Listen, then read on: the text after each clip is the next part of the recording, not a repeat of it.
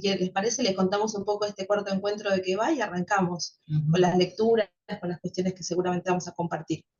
Bien, voy a hablar directamente del flyer, así soy prolija, y este es el cuarto encuentro del observatorio, como ya les decía antes, Silvia Berman, de Psicopolítica y Salud Mental Popular. Creo que todas las palabras son hermosas, así que está bueno decirlas siempre que nos encontramos. En este cuarto encuentro, como saben todas seguramente porque recibieron la información, hablamos de psicopolítica feminista y condiciones de vida en tiempos de neofascismos. La idea justamente en este eje es unos textos que nos ayudan a pensar este presente y también otras cosas que pasaron en ese momento en el que Silvia escribía y que tienen que ver también con la precarización, con los neofascismos, con las condiciones de vulnerabilidad extremas y que tienen que ver con lo popular y las condiciones materiales, cómo determinan lo anímico y por ende la salud mental. ¿Sí? Así que en ese sentido estamos apoyándonos hoy en las reflexiones del texto que se llama Patología Femenina y Condiciones de Vida, que hemos enviado en el mail como adjunto del PDF, no sé si les llegó a todas, pero la idea era justamente empezar a pensar un poco, buenísimo, Bárbara me hace así, de que le llegó, la idea es que justamente empezar a pensar ese texto como un marco, pero en realidad después el observatorio lo que busca es construir una agenda de reflexiones políticas que nos permitan a todas las personas que estamos acá, en las áreas donde manejamos nuestra militancia, nuestra micropolítica, herramientas para pensar. El observatorio está pensado en ese lugar, es una construcción viva que se apoya en un texto que es sumamente pertinente, pero que también se pasa por el cuerpo nuestro, por lo que estamos viendo, por lo que ustedes traen en su territorio, en su hacer, y acá también volcarlo. Digo esto porque no nos sujetemos solamente a la teoría del texto, también echemos reflexiones de lo que nos pasa en el cotidiano, que es un poco también enriquecer ese texto y volverle a dar un sentido. ¿Sí? No sé si todas pudieron más o menos saber quién es Silvia. ¿Quién es Silvia Berman? ¿Qué saben de Silvia Berman? ¿Una ha escuchado su nombre? ¿Alguna la conoce? Más allá de haberla leído.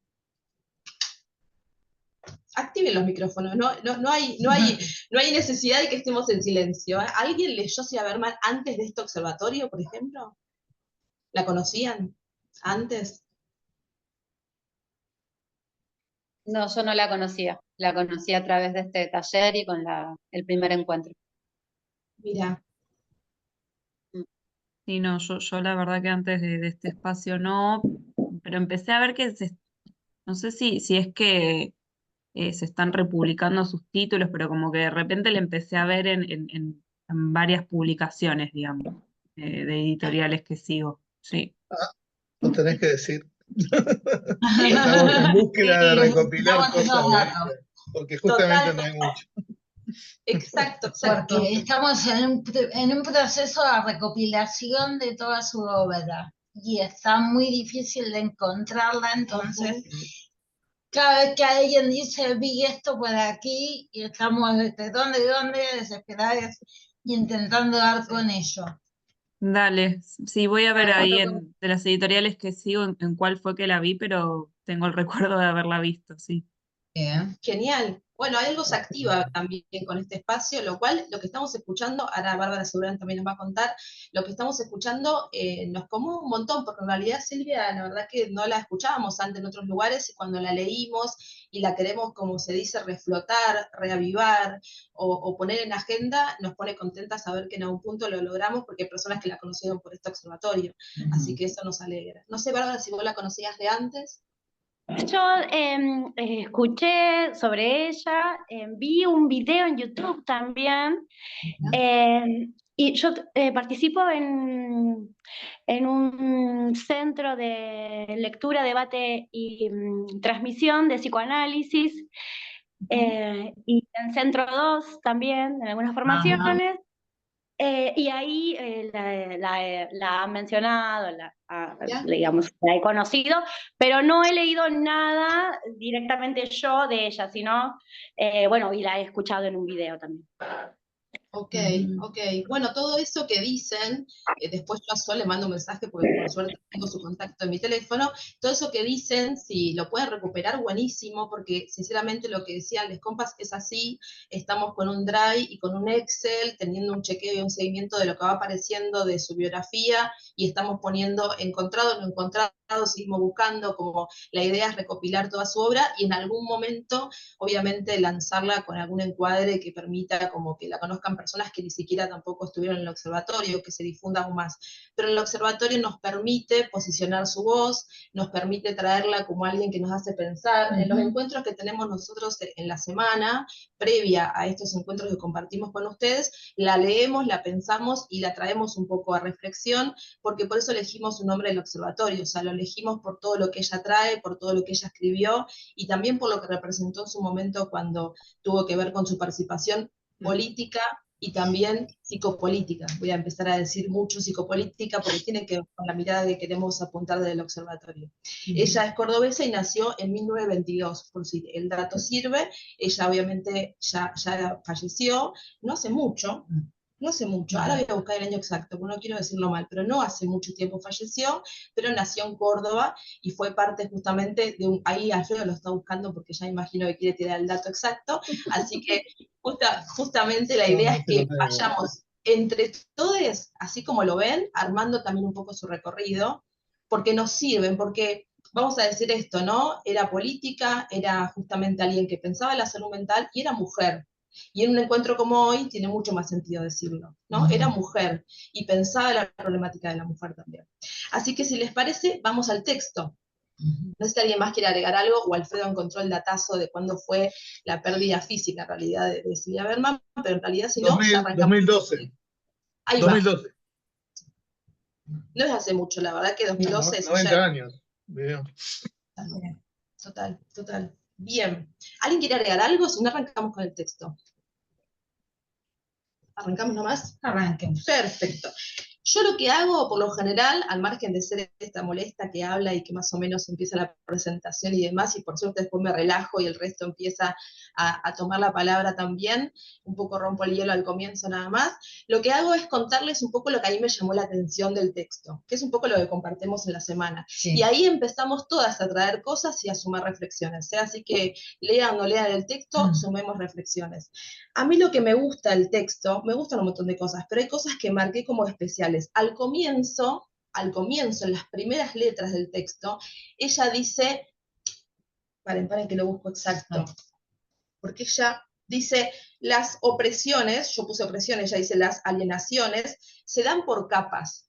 Ella escribe este texto es de 1978, y está diciendo una mirada interseccional sin decirlo, porque en esa época no existía el concepto, pero ella ya trae esto de que las opresiones se dan por capas, como que hay varias que se apoyan entre ellas, y empieza a decir, hay una primera capa, o quizás una capa más exterior, ella usa esta palabra, en la relación con el patrón.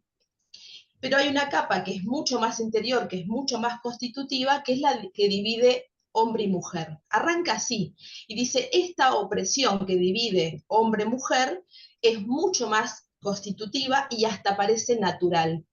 Y empieza a desarrollar todo lo que ella logra como pesquisar en base a unas encuestas, a unas entrevistas que llevan adelante en un hospital público, si no me equivoco es el Finocheto, sí, exactamente, en donde se presenta una casuística que se repite, que es mujeres de mediana edad, esposas de obreros, con un cuadro parecido en relación a un estado de depresión, y con una especie de falta de sexualidad, infantilización, y también esto que empiezan a pesquisar de una angustia sin sentido, dice vacío, aparece el vacío en su relato.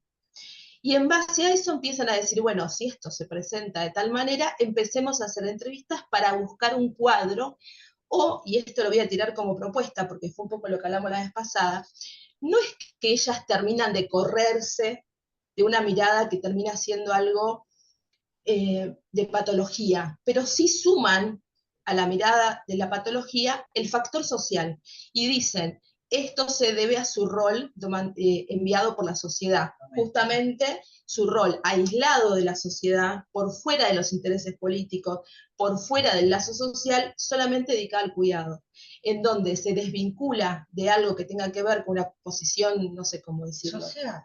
potente, Sí.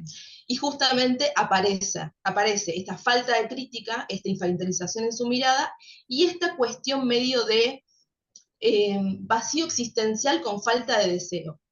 Ella plantea un poco todo esto en lo que encuentra. Después ahora les invito a que me interrumpan y que metan bocadillo, pero después la idea es un poco traerlo al presente. La vez pasada decíamos, hoy no sé si la esposa del obrero está infantilizada. Decíamos eso, como trayendo lo que ella descubre, lo que ellas plantean. Hoy, ¿qué pasa con la mujer esposa del obrero? Y después les contamos un poco lo que pensamos del presente. Pero esto es un poco la presentación del texto. Después desarrolla un montón de cuestiones y preguntas importantes a la hora de pensar cómo abordar o qué proponer a esta situación. A lo último cierra con muchas preguntas muy interesantes, pero al comienzo es esto, es una grupalidad de mujeres con características que se repiten y que ellas se ubican en este rol social de ser la mujer del cuidado de obreros, de una clase social, de una edad puntual, en una época puntual. No sé si algo de esto que estoy diciendo alguien también lo vio. Quiero aclarar algo, que es un texto que no solamente está en cabeza de Silvia Berman, sino que son, que está Mary Langer Sí. y son 3 varones. Ah, no, Sonia Zanotti y 2 Sí. varones, Horacio Mazzini y Francisco Ortega. Sí. Entonces, son 5 autores que se enfocan en esta investigación, porque en cierto punto hay una búsqueda determinada con una hipótesis para llegar a las preguntas del final. Exacto, sí.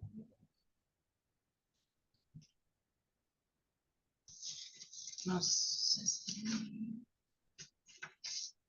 Y acá les invito a ir interviniendo en relación a algo de lo que yo fui leyendo, que está muy al comienzo del texto, que tiene que ver con armar este marco para iniciar esta investigación, luego toma parte como de subtítulos donde empieza, como bueno, cómo fue la encuesta, cómo fue la población, qué aparecieron las respuestas. En realidad ellas empiezan como a ordenar esta información y luego las reflexiones. Pero al comienzo el foco, la invitación que hacen es mirar una casuística que se repite y observar algo de la explicación de lo social para generar ese estado en estas mujeres que venían a consulta con esta problemática. No es que estas mujeres fueron buscadas, ellas venían al hospital con esta problemática, con esta depresión, con esta falta de ánimo, con este relato del vacío. Que si lo traemos al 2024, quizás aparecen otras cuestiones, y seguramente aparecen otras cuestiones, pero pesquisar esta repetición como efecto de lo social es la invitación, me parece a mí. No sé si el resto algo de esto pesquisó para ir desarrollando un poco también la traída al presente.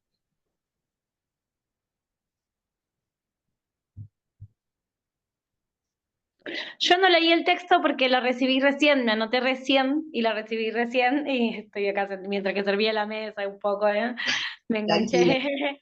Así que estoy como caída. Pero pienso un poco que la mujer ha cambiado muchísimo, ¿no? Su rol desde ese momento donde nos pensaban. Y quizás pienso que eso se haya desplazado a los niños un poco y que sean ellos los portadores hoy de ese malestar, ¿no? Que se genera en la cultura a través de, o en su relación con las condiciones materiales de vida. No sé, se me ocurre así como ahora.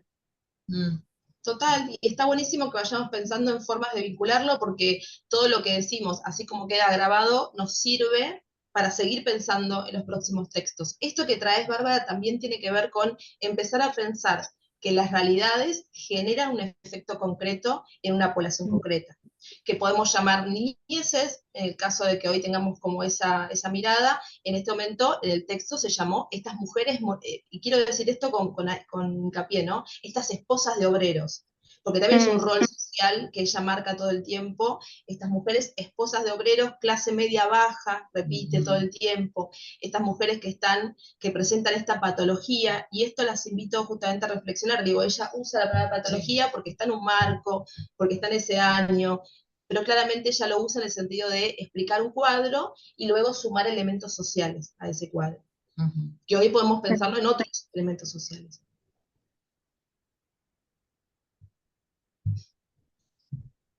Yo me quedaba pensando que, siguiendo lo que vos compartías, Caro, por un lado, se me presentó como en algún momento cuando lo estaba leyendo hoy, el texto, hace un rato, como esta imagen de como la potencia, si se quiere, performática del cuestionario, ¿no? Como menos como un cuestionario de investigación que como una intervención performática que inaugura como nuevos posibles. Pensaba de fondo en la famosa encuesta obrera de Marx, pero digamos, como estos dispositivos que pueden leerse, digamos, más allá de las pretensiones de investigación, como, digamos, hacen parte de una intervención en sí misma, despojados como del carácter científico investigativo y más como ligado como una relación, si se quiere, político-estética, ¿no? Digamos, de cómo el cuestionario puede ser leído como una intervención en sí misma que inaugura como nuevos posibles políticos, ¿no? Como una intervención. Eso me quedé pensando, sobre todo porque por la serie de preguntas, por el conjunto de las preguntas, ¿no? Como que hay algo de la pregunta que invita como al registro, por decirlo de alguna manera, de determinada, o da esa posibilidad, y también como las preguntas que iban orientadas como al futuro, ¿no? Como ya no a lo que es, sino y cómo se quisiese que fuera, ¿no? Como ese momento de politización y de posibilidad de transformación de la situación actual. Eso se me presentó con bastante como intensidad. Y después, por otro lado, lo que vos decías, Caro, de como como nosotros en el título, ¿no? Se llamaba Patología Femenina, se llama así, Patología Femenina y Condiciones de Vida, ¿no? Y cómo la mutación de psicopolítica feminista, ¿no? Digamos, hace como el desplazamiento de la cuestión estrictamente psicotécnica y patológica del asunto, ¿no? Y estaba esta cuestión de digamos, y hay algo de como de está claro, me parece a mí, no sé qué impresión de lectura de ustedes, pero digamos, está claro, y más sabiendo su trayectoria, de Meridan, de Silvia Berman, como que no desconocen la respuesta a esa problemática en político-militante, no lo desconocen, y como que está la cuestión, ¿no? De cómo la ciencia puede ponerse al servicio de la transformación social, ¿no? Digamos, y eso es como una pregunta como que creo que hace parte de las inquietudes del observatorio, ¿no? Que algo de compartía que fue lo que me presentó al leerlo, entre otras cosas, pero bueno.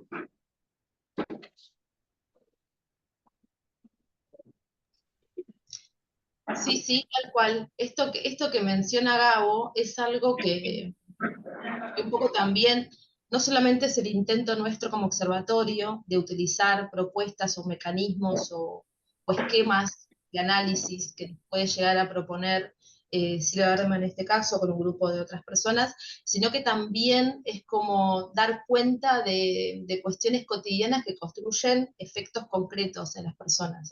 Y que esta cuestión, por ejemplo, que ella llama estas mujeres que no salen al espacio público, estas mujeres que están desconectadas de la realidad, que en un momento del texto dice, ellas, es muy interesante porque dice, ellas extrañan trabajar no por el pago, porque el pago era muy bajo, y aparte encima sus maridos no ven la liberación, pero sí extrañan poder salir de casa.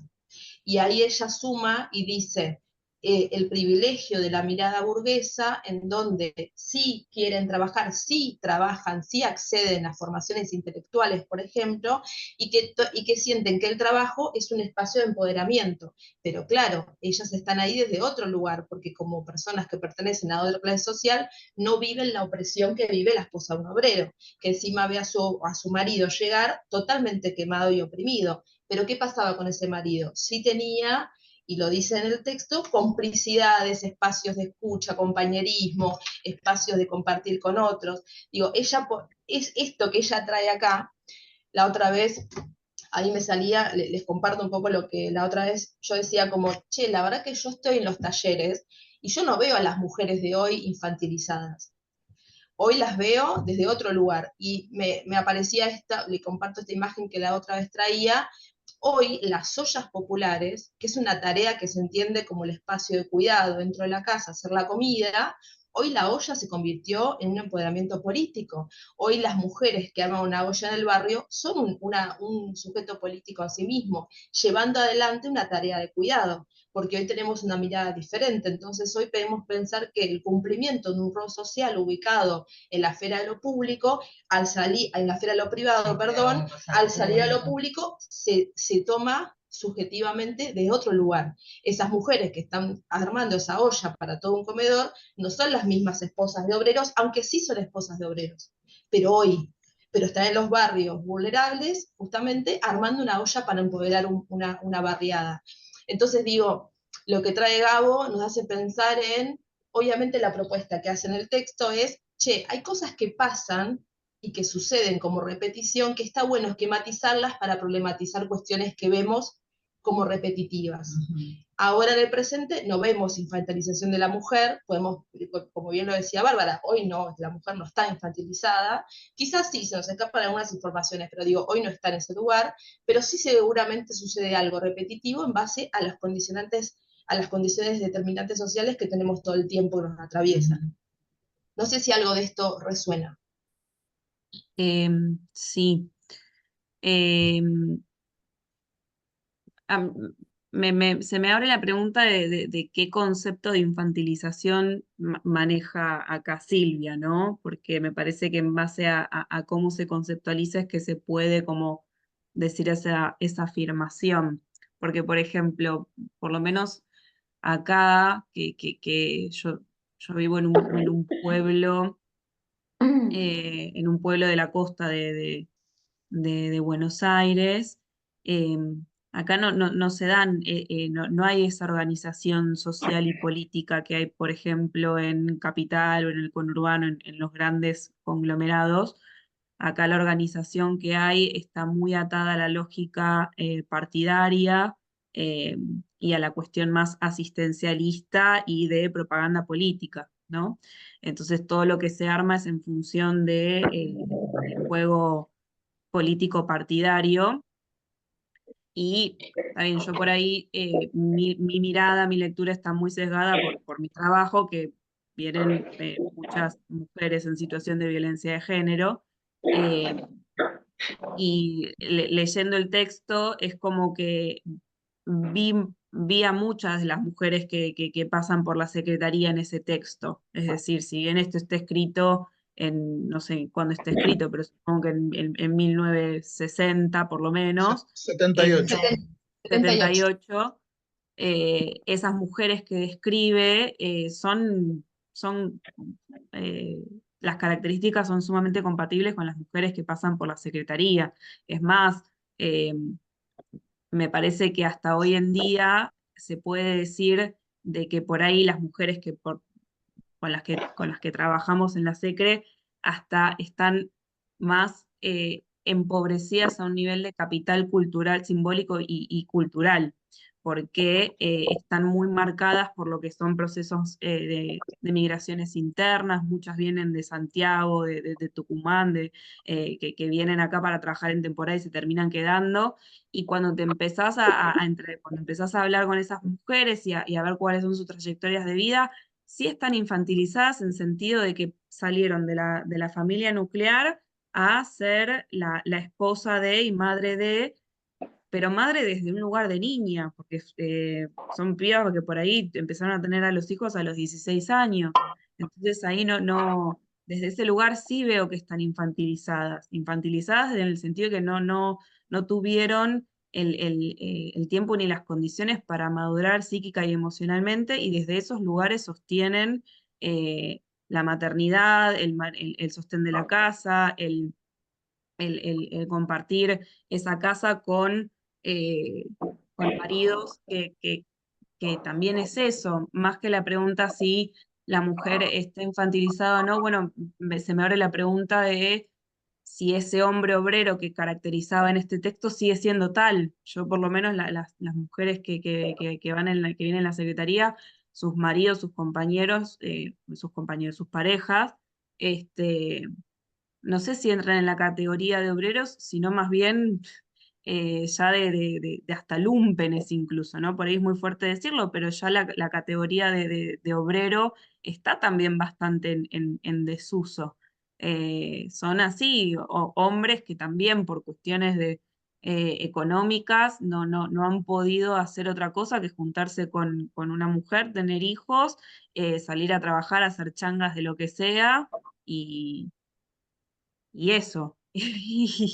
Eh, y, y bueno, entonces también veo como que hay unas diferencias en ese sentido de lo que plantea el texto a lo que por lo menos yo veo en mi cotidiano, que es esto, que es un pueblo de la provincia de Buenos Aires, donde no es un conglomerado, donde no hay una organización y una participación política, ni siquiera de las parejas de estas mujeres, por ejemplo, ¿no? Y desde ese lugar sí veo que son muy infantilizadas. De hecho, bueno, muchas de las intervenciones que hacemos también tenemos que llamar al servicio local, porque ahí los niños de esas mujeres están en una situación de vulnerabilidad extrema, porque también son objeto de descarga de violencia tanto de los compañeros y muchas veces de estas mujeres madres que no saben, no tienen los recursos y las herramientas simbólicas para maternar y alojar ahí a una persona, porque tampoco lo tuvieron con ella. Eh, Eso como a modo de caracterización desde lo que por ahí yo veo en el cotidiano con estas características de donde vivo y trabajo, ¿no? Y después me parece sumamente interesante esto, la utilización de la ciencia y la psicología como herramienta para obtener estos datos. Es como, no sé, en la SECRE. Y también esto, ¿no? Sin caer en la patologización, pero es eso, bueno, el uso de, de la ciencia como un modo reflexivo, incluso en los materiales que tenemos en la Secretaría para formarnos y todo eso, a mí me genera mucha atención muchas veces porque están escritos desde un lugar de donde la mujer es siempre víctima, ¿no? Y me parece que esta investigación pone el foco también en la mujer como un sujeto de deseo. Bueno, ¿qué pasa con el sexo? ¿Qué pasa con sus ganas de salir de su casa? Incluso cuando dice que esto, que incluso en la casa con estas condiciones se encuentran un ámbito más liberador que la opresión que encontrarían ellas como una fábrica, porque en la fábrica estarían aún en una situación de desigualdad más. Ahí hay una elección de la mujer también, en decir, no, acá la voy a pasar peor, bueno, me quedo en mi casa, que por lo menos estoy oprimida, pero por lo menos estoy en mi casa, no me está oprimiendo mi patrón. Está bien, me oprime mi marido, me oprime mis hijos, pero es mi familia, digamos, ¿no? Entonces ahí también me parece que al poner el foco en la ciencia como herramienta, se corre del foco de la mujer como víctima, que es medio de donde se vienen posicionando ciertas corrientes feministas del último tiempo y ciertas producciones teóricas en donde la mujer es víctima y hay que hacer todo para que la mujer salga de ahí. Y no, hay que ver qué quiere hacer la mujer, qué puede hacer. Bueno, nada, ahí ya entramos en otra discusión, pero me parece muy piola de dónde está puesto el foco, ¿no? No en la mujer como víctima, como sujeto de intervención, y tampoco como objeto de investigación, ¿no? Me parece que lo potente del texto es esto, el uso que se le puede dar a la ciencia como herramienta para hacer una lectura social, para profundizar una lectura social. Eso. Hablé un montón, perdón. No, Es el yo vino. estaba tomando nota. Al contrario, gracias por todo eso. No, agarrando eso un poco, también hace referencia a esto de la mujer en la casa y cómo al no tener vida social, amigas, grupo de amigas o algo que la haga salir de la casa, al quedarse el tema del uso del aparato televisión, ¿no? Sí, lo mencionas. Cómo eso también hace que quede, como decía Sol, un poco separada de una realidad social política, porque consume la novela de la tarde o consume, no sé, intrusos, no sé, LAM, qué sé yo, productos que no te hacen más que achatarte, antes que pensar algo más productivo, ¿no? Ujú. Y ahí, bueno, sigue aislándose de lo que sería una vía política que transforme. Total. Sí, me quedo pensando un montón solo en lo que trajiste, porque claro, esto es lo interesante de estos encuentros, que cada uno, esto que decís, que en realidad es una palabra que tiene como toda una connotación negativa, el estar sesgado, pero es una realidad, convive con una cotidianidad que la rodea constantemente, seguramente Alfredo ve algo distinto a lo que Ludmila, Ludmila a Bárbara, Bárbara a mí, y así todo el grupo, y en enriquecernos, porque vienen otras personas, leen el texto y dicen, che, pará, yo esto lo veo cuando empiezo a trabajar, me llega a mí y lo veo cotidianamente, decís, entonces no es tan desfasado el texto. Ahí me pasaba eso cuando lo leí, dije, bueno, me ubico en 1978. Claro, ella tiene esta mirada, relaciona, lo estaba buscando para leerlo puntualmente, pero ella decía como que estaban infantilizadas por dos motivos. Lo quería decir cuando vos decías esto de qué lugar, ¿no? Lo está diciendo. Recuerdo yo dos motivos, seguramente se me escapan otros. Ella dice, por la falta de sexualidad, o sea, por la falta de conexión con la cuestión sexual, y después también por la falta de cultura, crítica política, mirada de lo social. Ella decía, están como alejadas de estímulos de la cultura, como vos bien decís, y esto las vuelve, vamos a decir, precarias a nivel simbólico, ¿sí? Precarias a nivel de comprensión del contexto. Y esta precariedad la termina llamando infantilización, que también pensemos que en esa época se utilizaba el término infante de una manera más peyorativa, digo, hoy no diríamos esto de las niñeces. Entonces, pero ella lo ubica en esa descripción para ubicar la falta de algo, como bueno, en esa mirada adultocéntrica, ¿no? Como si fuera que el adulto tiene algo que el niño no tiene. Ella ponía en estas mujeres la falta de algo, y esa falta lo llamaba infantilizadas. Que para mí tenés razón en esto de, ojo, depende del contexto. Claro, yo pienso en la 31 acá, en Cava, que ahí en la 31 seguramente hay mujeres como los que vos traes, pero ahí me pasaba mucho cuando estaba en los barrios que veía a las otras ahí empoderadas, cortando la ruta, no sé qué, y cuando leía el texto digo, no están estas mujeres acá narradas. Pero sí es cierto que lo que está narrado es esto de encontrar la posibilidad de hallar una repetición o un marco que se presenta como resultado de lo social. Eso está en estas mujeres empoderadas con la olla, en estas mujeres empoderadas que también dicen, che, me quedo en casa porque todavía en la fábrica me explotan, o en estas mujeres que capaz son las mismas que dicen, che, la tele me angustia porque no puedo ser esa modelo divina, pero me reproduzco en esto que logro hacer como maternar a los 16 años, pero nunca llego a hacer esa telenovela. Bueno, toda esa gama de opciones sí nos dice que lo que pasa en lo social genera condiciones, digamos, determinantes para la subjetividad, para lo que acá entendemos como la psicopolítica. No sé si algo de esto también refleja lo que el resto leyó, pero a mí me parece que empezamos a armar algo de la lógica de la propuesta del texto, empezar a encontrar patrones que nos permiten entender un poco esto que nos aparece como escenario cotidiano, digamos. Sí, y retomando esto de la figura del obrero, hoy esa figura está como más devaluada, por llamarlo de alguna forma, porque hoy registramos otros parámetros e índices de trabajo, que es el trabajo precarizado al mango, y que ya la clase trabajadora como trabajadora en sí, el obrero, no, más hoy por hoy, todavía más por los índices de pobreza que tenemos en Argentina, este, que, que esa clase obrera no se vio totalmente reducida.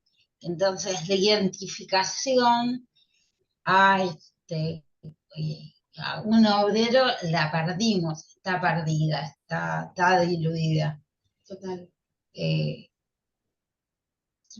iba a decir algo, pero no me acuerdo cómo lo menciona, pero también dice algo así como que esto de infantil y el tema de cómo pasa de estar, eso que vos decías, Sol, de estar en la casa con su familia de origen, mamá y papá, que automáticamente salta a estar de novia y de novia pasó a ser esposa con la misma persona que se puso de novia. Entonces ahí hay como un transitar en la vida que es monótono y que no alcanza para eh, madurar, por decirlo rápido. Sí, como un tránsito Como un reducido. tránsito que en la vida que no hace que eso se pueda transformar en algo más concreto y maduro. Sí. Y hay algo, me quedé pensando en esto, porque son pequeñas cosas que me aparecen en relación a poder traerlo a una herramienta de análisis del presente, ¿no? Hoy el programa de mayor audiencia en la televisión abierta ha sido Gran Hermano. Digo, ni siquiera ya hay novelas. Digo, ha cambiado tanto la propuesta hasta de los medios de comunicación tradicionales, por llamarlos de alguna forma, porque ni siquiera hablamos de las redes sociales, porque encima ahora también están las redes sociales, pero digo, en esa época ella habla de una novela y ahora el mayor programa visto por toda la Argentina, y sumo, ¿no? Esto que trae Sol, por los pueblos, por toda la Argentina, ha sido Gran Hermano, que es una propuesta muy distinta a las novelas de alguna época. Digo, entonces, ¿qué pasa en toda esta subjetividad nueva? ¿Qué pasa con esta mujer que en realidad, no sé si llamarlo infantilizada o no, pero que está condicionada por otras cuestiones que le llegan como información, digamos? Sí, Yo lo que veo tal vez desde las grandes ciudades, a diferencia de Sol, es que si bien hoy en día la mayoría de las mujeres, o un gran porcentaje, trabajan y se han realizado a nivel laboral sí, a nivel laboral, que así todo como que las tareas de cuidado y sostenimiento de la vida siguen estando como a cargo de esas mujeres. Entonces es una sobrecarga y un estrés que también es como que qué lugar queda para el deseo, para la actividad política y social a esa mujer que está con esas dos tareas. O por ejemplo también esto de que para poder realizarse o llegar a cierto nivel en el trabajo o puesto, tal vez aplazar el tema de la maternidad y después se encuentran que llegando a los 40 años ya la posibilidad de la fertilidad no es tan alta como tal vez años anteriores que estuvieron dedicadas a otra cosa. Y eso también trae como una, no sé, frustración o también un deseo que se vio truncado, que creo que también tiene que ver con las condiciones de vida, ¿no? No sé, el capitalismo no te permite realizar estos dos deseos que como que vayan a la par. Es como o dedicarte a una cosa, a la otra, o dedicar un año de tu vida a la maternidad y bueno, teniendo en cuenta que tal vez podés perder ese puesto en el laburo que está en competencia con otras personas. Total. Sí. Sí, yo concuerdo ahí con vos, Ludmila. Obviamente el trabajo de Berman y Langer y compañía tiene unos 50 años prácticamente, no estaba sacando ahora el cálculo. Y las condiciones materiales de vida han cambiado, ¿no? El capitalismo ha cambiado, la clase obrera ha cambiado. Esto es un tema si desapareció, ¿no? Yo creo que no, que sí que hay cambios, eso es evidente, que hay otros modos de esclavizar gente hoy día, eso es claro, pero se sigue esclavizando gente de un modo u otro.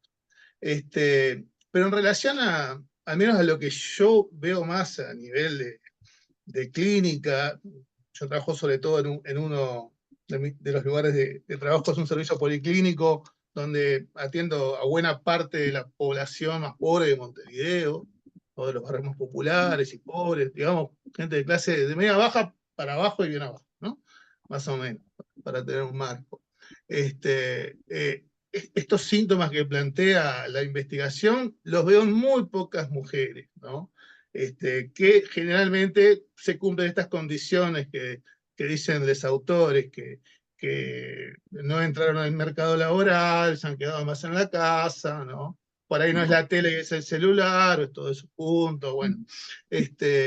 Pero lo que más sí visualizo con síntomas similares de depresión y angustia, estas depresiones reactivas, es más a las mujeres que trabajan, ¿no? Como bien decías vos, que tienen las dos tareas, ¿no? A cargo del trabajo y el trabajo en casa y el cuidado de los chicos, y todavía peor cuando la mujer es la única, el único miembro de la familia presente, ¿no? En las familias monoparentales, ¿no?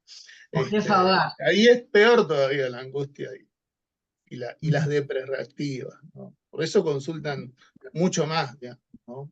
Y es al revés, no hay, el infantilismo yo no lo veo, más bien veo una especie de hiperrealismo, porque es tanto la realidad que les golpea en la cara y con la cual a veces no pueden, ¿no? Porque es difícil, por lo económico, por falta de sistema de cuidados que el Estado brinde, o que la familia brinde, ¿no? Que bueno, eso genera a veces mucha angustia, depresión y un no a más, ¿no? A veces, bueno, caen en depresiones hasta graves, ¿no? Cuando leí el texto, con relación a la infantilización, a mí por un lado me parece que hace parte, no sé, es una impresión de lectura, como hace parte del conjunto de términos que es demasiado tributario al saber sí, por decirlo de alguna manera, ¿no? Creo que tiene mucho de término sí, del saber psicológico. Creo que hay términos quizás eh, que hay como modalidades políticas de nombrar algo de la realidad que quiere como nombrar ese término.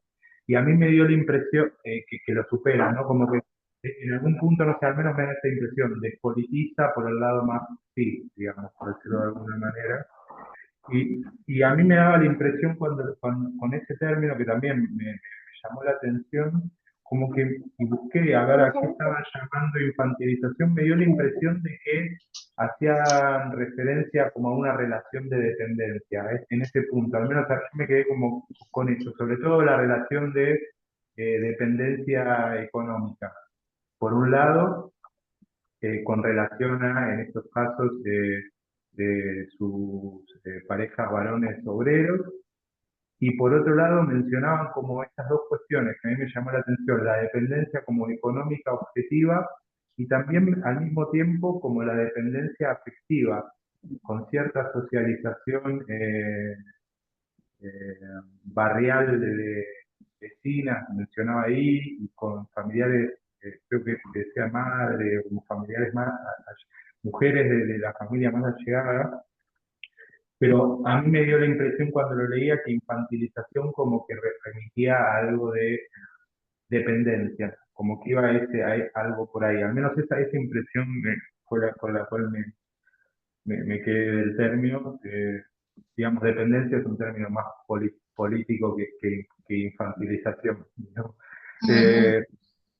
Pero que eso por un lado. Después, como con relación a lo que yo fui anotando algunas cosas, me quedé esto, ¿no? De que quizás algo esto, ¿no? Que aparecía como esta investigación con relación a la clase obrera, digamos, y como en serie con los textos que ya fuimos trabajando, ¿no? Digamos, que atendían, eran los trabajos de Silvia que atendían como a la cuestión, por llamarlo de alguna manera, psicopolítica a partir de las mutaciones a nivel bueno, del trabajo, ¿no? De la organización social del trabajo y cómo eso genera mutaciones a nivel de la clase trabajadora, ¿no? Donde la clase obrera es una parte de la clase trabajadora y donde aparecen otros sujetos políticos, como por ejemplo lo que se puede llamar el precariado en acción, digamos, ¿no? Digo, y como que se podría poner en serie con los otros textos en ese sentido. Y después me quedé con una frase del final, como esto, ¿no? Cuando dice, porque claro, la respuesta al final es como política, ¿no? Y esto de como señalar problemas teóricos en quienes los teóricos de la transformación social, digamos, han dejado de lado, ¿no? Esta idea de que plantean, ¿no? Dice, el tan mentado hombre nuevo, digamos, como en la máxima guevarista, por decirlo de alguna manera, implica la mujer nueva, y digamos, y también como me queda pensando de, bueno, y asimismo, digamos, pensaba, ¿no? Digamos, después de los feminismos, digamos, o con, digamos, la mujer nueva, así que se podría llamar así, implica como, bueno, toda la cuestión de nuevas masculinidades, ¿no? Digamos, y ese modelo de hombre nuevo guevarista, sacrificial, machirulo, digamos, también la problematización en torno al lugar de las formas de la violencia revolucionaria, que era una violencia fuertemente, me parece, masculinizada, sí, en clave patriarcal, machista, digamos, por lo menos me quedé pensando en esa ampliación de la frase que realizan, ¿no? Esa intervención al final del texto, ¿no? Porque se preguntan, como, al menos yo lo escuché así cuando lo leí, ¿no? Tipo, bueno, ¿qué pasa en los países en donde se ha hecho la revolución socialista? ¿Acaso la situación de la mujer, digamos, ha cambiado, digamos? Y dicen efectivamente que no, y salen al cruce de como una perspectiva muy clásica en el marxismo, digamos, que es cuando dicen, no me sale el nombre, pero cuando citan como a un dirigente socialista y que dice que el planteo es, bueno, la situación de la opresión de la mujer se va a resolver cuando se pueda resolver la situación de la opresión en general, ¿no? Ese es un problemón, ¿no? Y después dicen, no, miren que ya hay en varios países como la revolución socialista y eso no cambió, digamos. Como que sale al cruce fuerte en ese punto y me parece como muy potente esa interseccionalidad clase género, digamos, me pareció nada de eso. Compartí algunas reflexiones.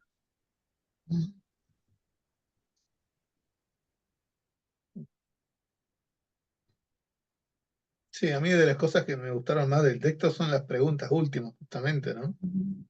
Están muy buenas, creo que tienen bastante vigencia aún, ¿no?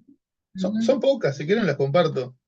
Debe mantenerse perfeccionada la estructura de la familia, debe separarse a los hijos de los padres, la mujer debe gozar de absoluta autonomía y emanciparse de sus obligaciones hogareñas, debe enfatizarse el puritanismo revolucionario. ¿Qué importancia debe darse a la sexualidad en la nueva sociedad? Total. Y aprovecho con las preguntas que trajiste, Alfredo, que justamente encima las marqué porque iba a ser lo mismo. Estas preguntas me parece que nos invitan a seguir pensando, y porque quiero mencionar algo que me parece que en el texto aparece un montón, pero que también cuesta traerlo como elemento de análisis, que es la sexualidad. Digo, ella en un momento habla de la sexualidad pensada como deseo, o como posicionamiento hacia el deseo. o como práctica que se elige, vamos a decirlo de manera simple y directa, ella lo trae como un apartado concreto. Ella caracteriza a estas mujeres en relación a su práctica sexual, a qué conexión tienen con esta práctica, y solamente pienso en voz alta porque no lo tengo armado todavía, pero bueno, justamente este espacio es para eso, para pensar en voz alta. Es interesante porque ella en un momento habla de lo que ahora llamamos la doble jornada, ¿no? Tipo la salida a trabajar y encima, como bien lo decía Lumina en un momento, encima sigue recayendo las prácticas de cuidado, las tareas de cuidado. Pero hace muy poco tiempo también los feminismos que nos dicen, hay una tercera jornada, que justamente es esto de la cuestión de lo sexual, pensada también desde esa mirada que nos dicen los feminismos, algunos de los feminismos, como algo que debemos hacer. Y ella acá lo trae como esta mujer infantilizada, bueno, ahora pensamos que esta palabra tiene un montón de miradas, ¿no? Pero esta mujer, vamos a decirlo, deprimida, que no practica su conexión sexual. Y pasado el tiempo, después tenemos los feminismos que nos dicen, che, en realidad la sexualidad lo podemos pensar hasta en una tercera jornada. Y ahí me sale pensarlo en voz alta como, che, ¿qué pasa con la sexualidad? ¿Qué pasa con este posicionamiento en la cama también, no? Porque a mí me gusta mucho a mí en los talleres decir, queremos cortar una ruta, pero también tenemos que poder cortar una situación en la cama y pedir otra cosa, y pedir, y proponer, y buscar, y hallar algo en esa práctica que pareciera ser en realidad una práctica para sostener una familia, según lo que dice acá, pero también tiene que ser una práctica para armarte como sujeta política, porque hay algo ahí que activa, no sé, como tu singularidad, tu posibilidad de encontrarte, tu posibilidad de llevar adelante algo que es por elección. Que después, obviamente, vuelvo a decir esto, se lo puso en el lugar de otra jornada laboral que llevar adelante. Después podemos traer un montón de discusiones que sabemos que los feminismos nunca van a llegar a estar de acuerdo en relación a qué nos pasa con el cuerpo, la sexualidad, eso no entremos ahí porque nos salimos mal, así que hacemos otro zoom sobre eso, pero me parece que es un retema la sexualidad, porque lo trae acá en el texto, porque lo menciona, y porque no deja de ser también un espacio de decisión sobre el cuerpo, el primer territorio, ¿no? Lo que hemos aprendido. Y este territorio que, como decía recién Gabo, a veces es de izquierda, a veces de derecha, a veces del centro, pero siempre es un territorio nuestro. ¿Y qué pasa con el compañero que está enfrente y nuestro territorio primario, que es el cuerpo? Digo, me parece que la sexualidad acá nos deja un montón de cosas para seguir pensando esta construcción de femineidad supuestamente con algo que les falta. Y ella pone la sexualidad como esos elementos que faltan. Sí.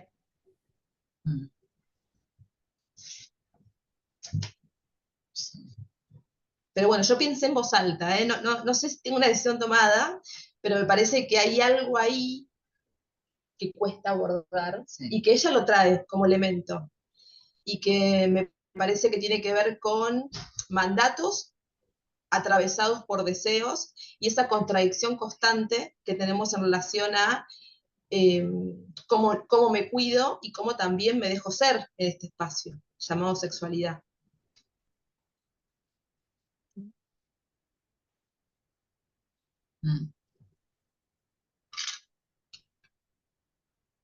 Veo a todo el mundo con cara de pensar. Eso me pone contenta. O se nos cayó la conexión.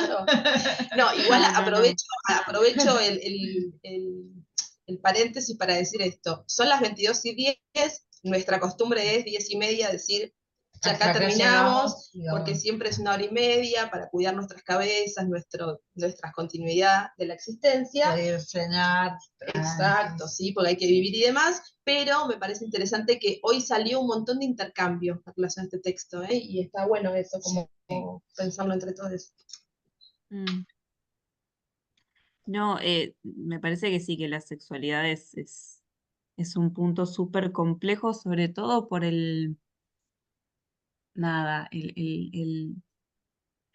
lugar que ocupan las mujeres a nivel social dentro de la sexualidad humana, ¿no? Y es como que me parece que se da como esta, no sé si doble cara, porque tiene múltiples caras, pero por un lado es como la sexualidad es aquello a lo que la mujer no puede acceder en tanto medio para para expresar y satisfacer un deseo propio, pero sí puede acceder en tanto capital erótico a intercambiar en una relación con un hombre o a utilizarlo como medio de trabajo incluso. Em, entonces es como, es súper compleja y ahí sí, podemos empezar a hablar más del lugar del trabajo sexual, ¿no? Esto de la tercera jornada de trabajo sexual como posibilidad de emancipación de la mujer, sí, no, desde que luego, viste, como se No, complejiza. hasta mismo que la parte esta cuando hablábamos antes de por qué, y esto es lo que se me había pasado por la cabeza cuando leí el texto, que cuando dice que estas mujeres no van a trabajar porque no van a- a ir a algún trabajo precarizado para que un patrón les baje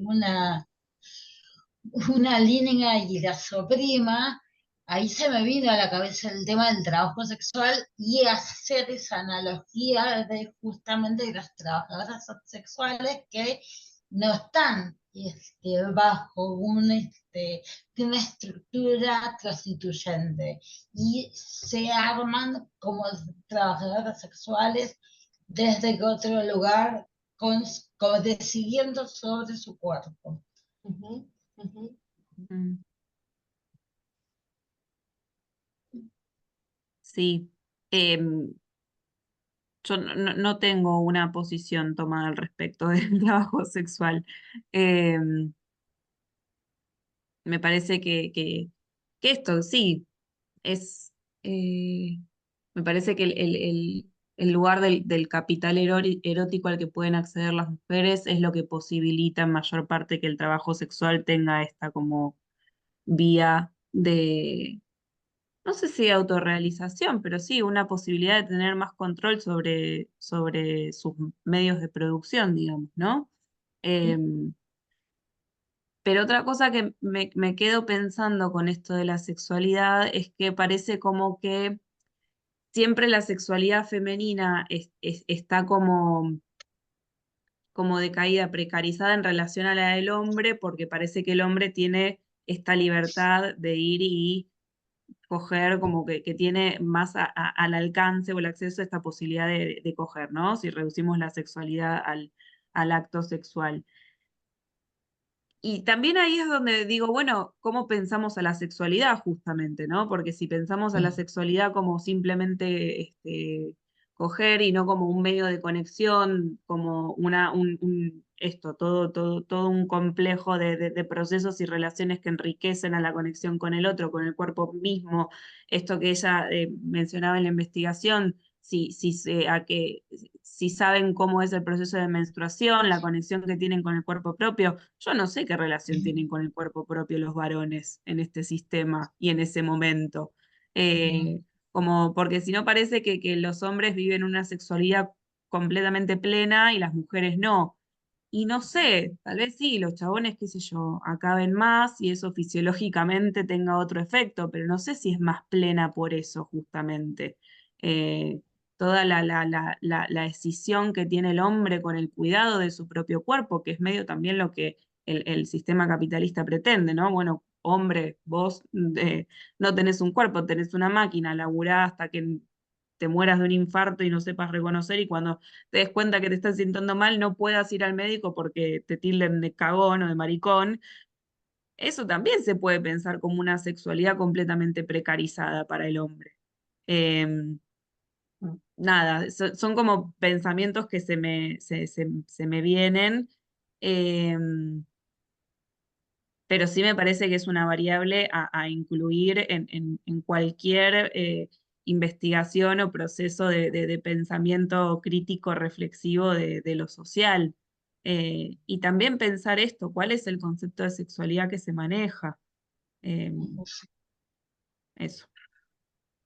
Sí, sí, sí, y me quedaba pensando en esta dependencia que traía Gabo, en esta, en esta pregunta, ¿no? Que dice, donde dice, la mujer, algo de, debe gozar de absoluta autonomía y emanciparse de sus obligaciones hogareñas, lo marca como pregunta. Dice, como está ganando algo con eso, ¿es por ahí? ¿Realmente debe generar eso? Y está buenísimo, porque él es que dice, si logramos esto, ya está. No, ahí hace una pregunta, porque en realidad también tiene que ver con este varón, con este cuerpo automatizado a la producción, esta mujer pensada solamente como parte de la reproducción de justamente la sociedad, y este sostenimiento de roles constante, en donde, por ejemplo, dicen que hacen unas preguntas en la encuesta y dice, la mayoría de los hijos han sido deseados, los métodos de cuidado ha sido el coito interruptus, o sea, como ni siquiera había en ellas, exacto, ni siquiera había en ellas otras alternativas en base a lo que traen como respuesta. Y digo, que en realidad sabemos que esto sigue pasando, ahí sí banco mucho que trae Sol de que esto sigue pasando, o sea, y más con lo que sale hoy, lo que sale comprarse una caja de preservativos, el costo económico concreto que tiene una caja de preservativos, es como también está todo pensado para que volvamos a eso, ¿no? Como la verdad que es terrible, pero lo que digo es, hay algo de este varón que no para de producir, esta mujer que no deja este rol de reproducción porque no le permiten y demás, y la sexualidad puesta en esta doble cara, ¿no? En esta cosa, como dice Sol, de pensarla solamente como un acto para supuestamente dar placer, pero terminás en realidad como formando una familia y teniendo pibes a mansalva sin ningún tipo de reflexión, y de ahí la dependencia, ¿no? Porque estas mujeres no pueden pensar su cuerpo en sí mismas, sino que cumplen un rol y de repente sucede algo y de repente, pum, tengo 16 años y soy madre. Y no entiendo ni siquiera qué pasó, pero soy madre. Voy para adelante, me voy a una casa, crío pibes y demás. Esta repetición que sigue sucediendo hoy nos trae algo del orden de, yo no sé si no están infantilizadas, pero sí sé que están cumpliendo un rol sometidas. Y eso me parece que nos cabe a todas, o sea, todas estamos en algún lugar repitiendo algo que no sabemos muy bien por qué lo hacemos, y todes en realidad, pero lo que sí banco del texto, y que me hace un poco intentar responder la pregunta, lo que sí banco es el poder pensarnos. Y eso no hay margen para muchas de las personas que claramente pasaron por las entrevistas, muchas de las gentes que trae Sol en su relato, que trae Alfredo, en este lugar donde vos laburás, Alfredo, digo, la imposibilidad de pensarnos en este mundo que no para, no para, no para, no para, y este varón que dejó de ser obrero, pero que ahora, como su cuerpo tiene que bancar, no sé, conduce una bici sin parar, sin parar, sin parar, y deja pedidos, y no para, y no para. Digo, hay algo de no poder pensarnos. Y eso sí, un poco me hace atinar la pregunta de, yo no sé si la mujer tiene que dar autonomía, pero sí que no podamos pensar, creo que es un montonazo. Y eso un poco el observatorio es lo que pretende, ¿no? Que podamos pensar este mundo. En esta propuesta, bueno, lo hace de un lugar de investigación, con una encuesta y demás, como bien decían ustedes, como la ciencia a disposición de es lo más atractivo del texto. Pero después cuando te puedes a pensar el texto y lo que también pasa hoy, decís, che, pucha, no hay margen para pensarnos. Ese es el tema. Sí, no cabe duda que ahí tenemos mucho laburo para hacer nosotros, los psicólogos, ¿no? De hecho, a mí me ha pasado en trabajos clínicos con personas con estas situaciones de no cuestionarse ni siquiera la vida sexual, de llegar después a deducir que estaban siendo violadas por su marido, ¿no? Por su esposo, de decir, sí, me estoy dando cuenta que estoy siendo violada, ¿no? Porque no estoy teniendo sexo cuando quiero, porque no hago con mi cuerpo lo que quiero, etcétera, etcétera, ¿no? Cuando hacen ese clic está bueno. Pero por ahí después se pueden generar los cambios. Ligado a otra realidad que tampoco existía hace 50 años, que era la posibilidad del divorcio, que también es, ¿no? Hoy día la separación es también más visualizada en buena forma, ¿no? Como antes, ¿no? Ese sometimiento del que hablan Langer, Berman y demás, capaz que hasta tiene que ver con eso, ¿no? Esa realidad de ni siquiera podías separarte porque estaba todo el encuadre social, te lo veía de forma negativa. Pero sin duda creo que yo creo que hay un tema de avance social y de sensibilidad con respecto al cuerpo y la sexualidad en general, femenina y no femenina, y no binaria, digamos, por sexualidad seca, digamos, ¿no? Más allá que también, como dice Foucault, la sexualidad es lo que entendemos que es sexualidad en una sociedad, o sea, no hay esencia. La sociedad marca qué es lo sexual y qué no es sexual, ¿no? Pero bueno, eso o sea, son procesos en construcción, no hay esencialidad en estas cuestiones, ¿no? Pero creo que hay procesos liberatorios que siguen dándose, ¿no? De transformación, de modificación en la cuestión. Pero sí, es importante que existan estos procesos de concientización. A mí, en lo personal, incluso me pasó con un texto que capaz que varios lo conocen, que a mí me pareció de lo más exquisito en relación a la sexualidad, que es uno de los textos de Carla Alonzi, una anarquista italiana de los años 70, feminista. Tinta Limón de Argentina publicó Escupamos a Hegel y otros escritos. Uno de esos escritos está dedicado a la sexualidad femenina, está muy bueno, realmente tiene un punto de vista que está estupendo, ¿no? Así, tipo, para empoderarse, ¿no? Realmente, del cuerpo, de la sexualidad, de lo pulsional de cada uno, ¿no? No dejarse someter, en fin. A mí me gustaría acá meter un bocadillo en relación a algo porque claro, el texto tiene un montón de cosas para pensar, nos quedaríamos un montón de horas. Esto, ¿no? Los contextos neofascistas también aparecen. Esto de, hoy estamos en un presente neofascista zarpado.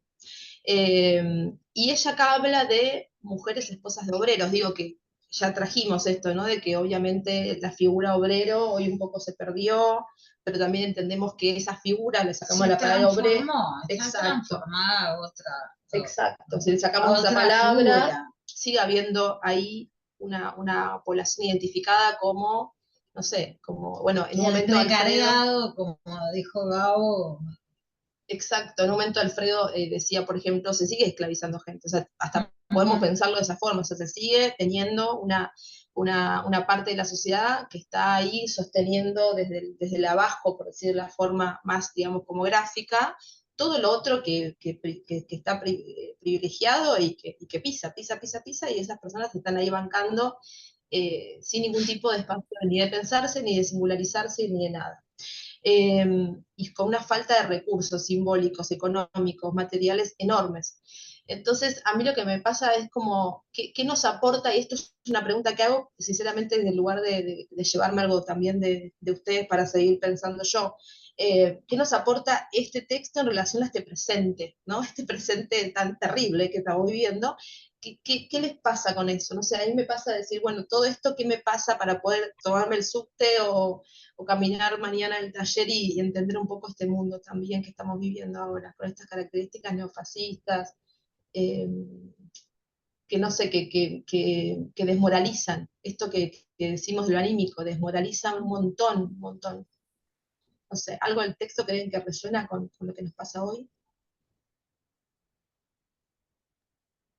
Yo quería compartir algo que no sé por qué, Caro, a partir de eso que vos mencionabas, que me presentó, que es,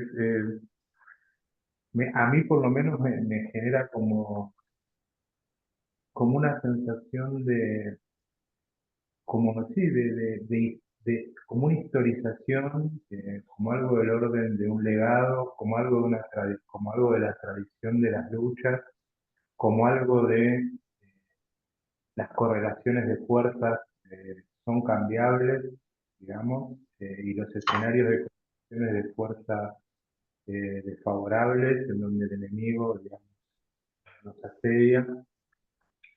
Es un momento, digamos, y me surge una especie de optimismo infundado, ¿no? Pero digamos, una especie de optimismo cuando leo las textualidades de estos compañeros que escribían, ¿no? Pensando que la revolución iba a ser pasado mañana. Ahí era algo de esa la pregunta, ¿no? Bueno, hay que resolver esto porque dentro del año que viene hacemos la revolución y qué vamos a hacer con este problema, ¿no? Digamos, algo de eso de la tradición emancipatoria y de la historia de las luchas, a mí por lo menos me